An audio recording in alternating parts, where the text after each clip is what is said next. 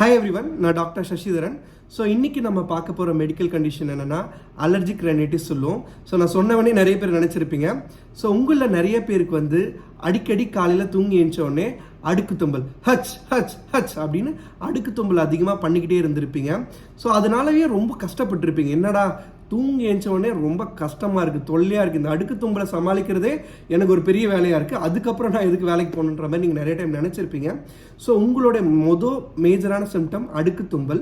அதுக்கப்புறம் அதை சுற்றி உங்கள் கண்ணை சுற்றியும் கொஞ்சம் சிகப்பாக ரெட்னஸ் அந்த மாதிரி உண்டாகிறதுக்கான சான்ஸும் நிறையா இருக்குது. அதுக்கப்புறம் பார்த்தீங்கன்னா இந்த நோஸோட அடப்பு, நோஸ் பிளாக்கு, மூச்சோட சிரமப்படுறது எல்லாமே அர்லி மார்னிங் காலையில் உங்களுக்கு ஒரு மேஜரான சிம்டமாக தினமும் காலையில் எழுந்தோடனே உங்களுக்கு இருக்கும். ஓகேங்களா?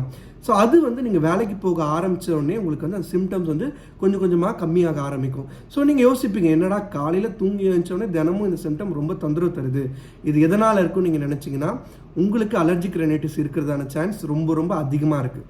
சரிங்க சார், நீங்கள் அலர்ஜிக் ரெனைட்டிஸ் சொல்கிறீங்க, அது எதனால் எனக்கு வருது, இது எனக்கு மட்டும்தான் வருதா இல்லை நிறைய பேருக்கு வருதுன்னு கேட்டிங்கன்னா, இந்தியாவில் 20-30%, அதாவது 100ல் 20 பேருக்கு இந்த அலர்ஜிக் ரெனைட்டிஸ் சிம்டம்ஸ் ரொம்ப காமனாக இருக்குது. அது நிறைய பேர் டாக்டர்கிட்ட போய் ட்ரீட்மெண்ட் பண்ணி தெரிஞ்சுக்கிறீங்க, நிறைய பேர் காமிச்சிக்காமலே அதோடைய சிம்டம்ஸ்னால ரொம்ப அவதிப்படுறீங்க. ஓகேங்களா? அது குழந்தைங்களுக்கு பார்த்துட்டிங்கன்னா ஆல்மோஸ்ட் ஒரு 40%, அதாவது 10ல் 4 குழந்தைக்கு அலர்ஜிக் ரெனைட்டிஸ் சிம்டம்ஸ் இருந்தும் கரெக்டாக டாக்டர்கிட்ட போய் ட்ரீட்மெண்ட் எடுக்காமல்